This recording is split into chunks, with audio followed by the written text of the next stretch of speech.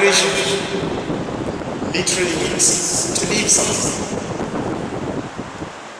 And Islamically it means to forsaking something that is hated by Allah subhanahu wa ta'ala. That's why the Prophet sallallahu alayhi wa sallam said, the real muhajir is the one that is taking what is hated by Allah subhanahu wa ta'ala, what Allah subhanahu wa ta'ala is about. During the early days of Islam, they had three types of hijrah. The hijrah that they used to do from the place of tragedy and punishment and torturing. They used to leave this place, do hijrah from this place to the place of safety. Regardless of the nature of the place, whether it's Islamic State or any other place, they used to move from the place that they are disturbed. One of them cannot practice his deen in the way Allah subhanahu wa ta'ala already. They used to move to another land. So the Prophet sallallahu alayhi wa sallam asked them to go to Najashi, who was a Christian. And they did, to protect and save their deen. And Allah Akbar, this is to show the later generation that the most important thing you have is your deen.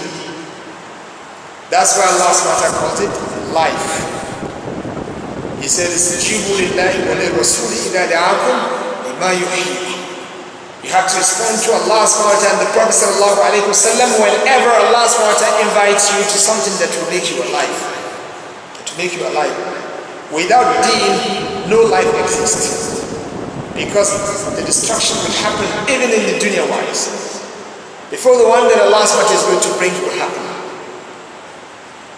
That's why Ibn Abdul Qawi said in his excellent book of Adab al-Shar'iyyah, he said, وَإِذَا دُعِيتَ بِبِدْعَةٍ أَوْ غِيبَةٍ فَاهْرُبْ بِدِينِكَ آخِرَ الْبُلْدَانِ فَالدِّينُ رَأْسُ الْمَالِ فَاسْتَمْسِكْ بِهِ فَضَيَاعُهُ مِنْ أَعْظَمِ الْخُسْرَانِ.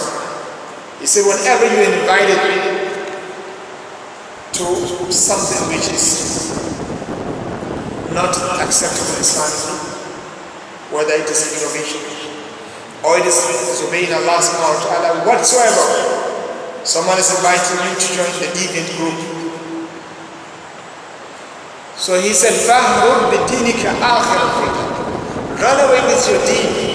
Even if this running is going to cost you to reach the last part of the building, it means the last part of the world where you can never see any more life. To protect your deen, it was this. The Prophet sallallahu alayhi wa sallam told Hudayfa, he said, if there is no righteous group to join, at that moment, he said, فَاعْتَزِلْ تِلْكَ الْفِرَقَ كُلَّهَا. He said, abstain and forsake all of these deviant groups. He said, even if you have to go to the forest in an isolated area whereby there is no one except you, in order to protect your deen, the Prophet ﷺ said, go there. Because whenever there is no deen, everything is going to be destroyed. So that's why the companions of the Prophet ﷺ need not change, because they know that this is the greatest thing they have.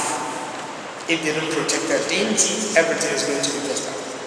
So they used to run away, not hating Makkah. They love to stay in Makkah. But deen is greater than anything. They will go to that area which is unknown to them.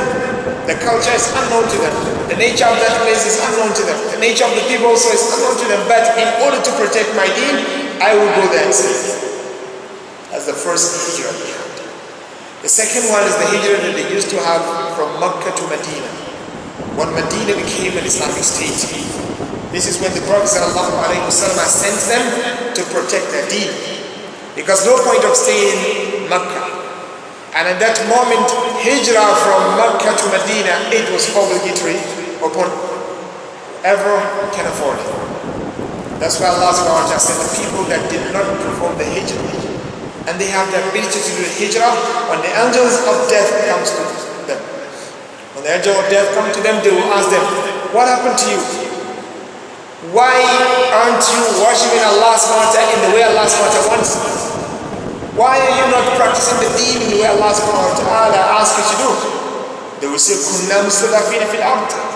We are very weak on earth. The people, they will not let us do anything. And mashallah, look at the reply from the angels. They will say to them, "Who told you that this is the only place you can find on earth to stay? Who told you that there is no any other place that you can go and worship Allah subhanahu wa ta'ala in the way He wants?" These people, Allah subhanahu wa ta'ala describe them as someone who is going to hell. So hijrah is essential. Leaving the place which is the place of ma'asi to the place of ta'ah. Basically leaving the place of non-believers, as the Prophet ﷺ said, he is disconnecting himself from anyone who is staying in the midst of the non-believers. To come and stay with the Muslims is wajib until the day of judgment. It's not, stopped. No, it's wajib until the day of judgment. Allah subhanahu wa ta'ala, He really wants to see you migrating from the place you cannot worship Allah subhanahu wa ta'ala properly to a place you can practice your deen in the way Allah subhanahu wa ta'ala wants. So this is the second type of hijrah. And the third one, if you can say, is the general hijrah that we talk about. To forsake anything that Allah subhanahu wa ta'ala doesn't want. Which is the general view of hijrah.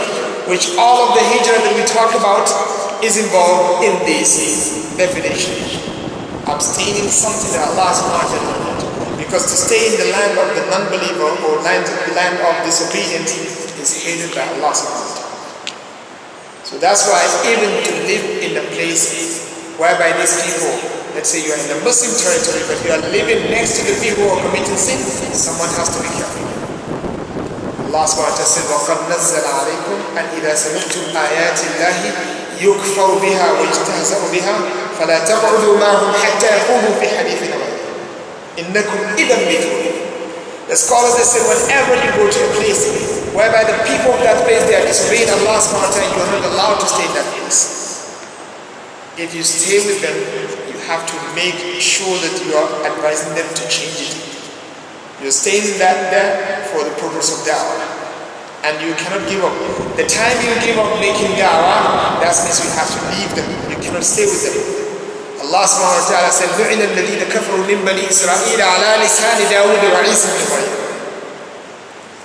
He said the Jews and the Christians, the kuffars amongst them, they cursed by Allah subhanahu wa ta'ala through the tongue of Dawood and Isa alayhi salam. Why?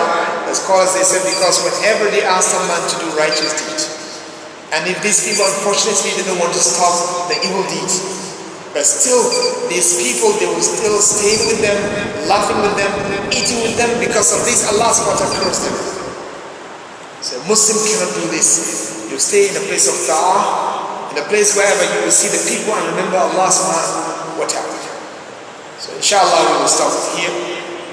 Next week, please, in line, we will complete the hadith. Allah subhanahu wa ta'ala accept everything that we said which is correct. May Allah subhanahu wa ta'ala forgive all of our